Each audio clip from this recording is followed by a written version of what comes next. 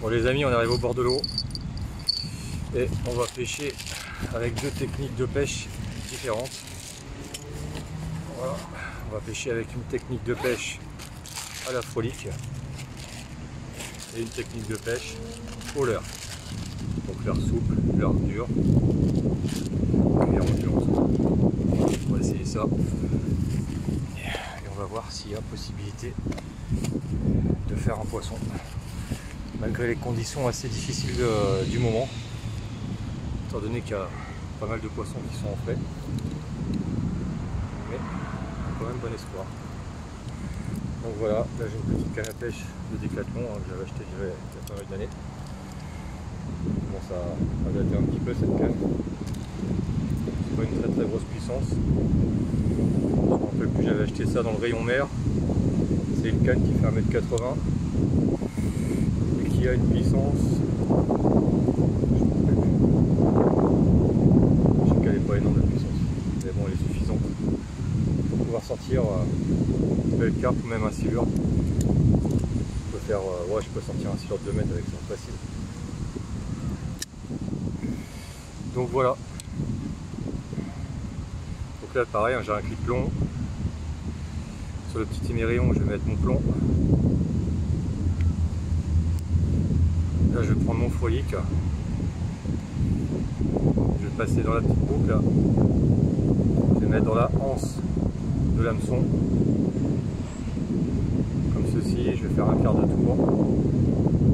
Voilà. Donc là, je vais faire petite chose que je vous présente pas toujours, mais qui peut être utile. Peut avoir son importance pour faire durer le frolique un petit peu plus longtemps, c'est de boucher le trou du frolique avec un petit morceau. Voilà. Comme ceci. En plus, il ne bougera plus, il sera bien calé sur le cheveu et il durera beaucoup plus longtemps. Donc voilà. Maintenant, on va jeter. Ça sert à rien de jeter trop loin.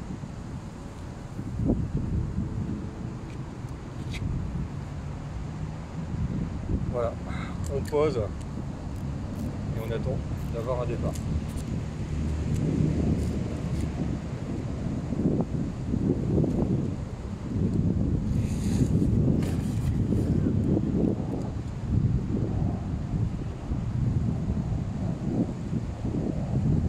Étant donné que je ne vais pas surveiller la canne en permanence,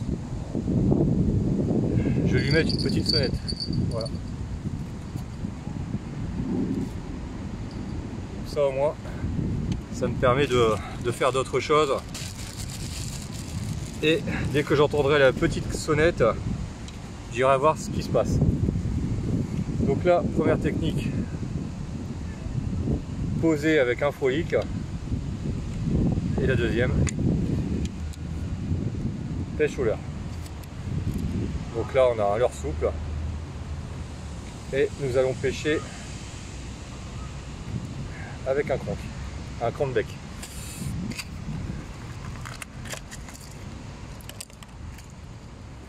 C'est un crank-bec, hein, c'est pas un bec. Hein. Donc là voilà, je vais poser sur mon petit émerillon. Voilà, il y a des billes dedans. Et ça, on le lance.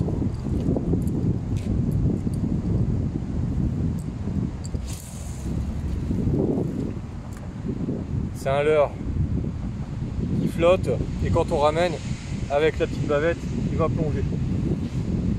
Il ondule, il fait des vibrations et la petite bille en fait elle claque contre les parois du leurre et elle attire l'attention du carnassier, que ce soit un brochet, un cendre ou un silure. Tout simplement, on a juste à ramener en linéaire à la vitesse qu'on veut pour que le leurre il plonge plus ou moins profond. Si vous voulez qu'il plonge beaucoup plus profond, vous amenez le sillon vers la surface de l'eau et vous ferez plonger votre leurre beaucoup plus profondément. Voilà, ça c'est pas trop utile étant donné que je dois avoir 4 mètres de fond, allez 5 mètres pas plus. Donc du coup si je plonge le sillon vers l'eau, en fait je vais vite toucher le fond.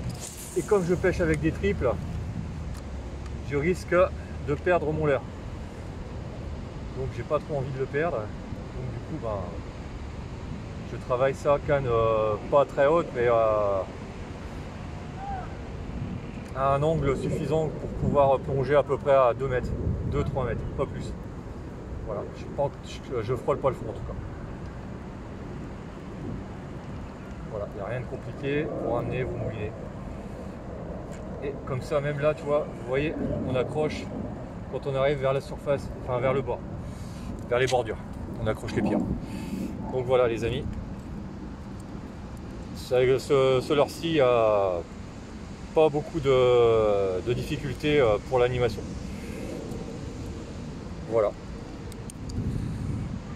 Je vais enlever les petites saloperies qui se sont mises sur les hameçons. Voilà les amis. À très bientôt.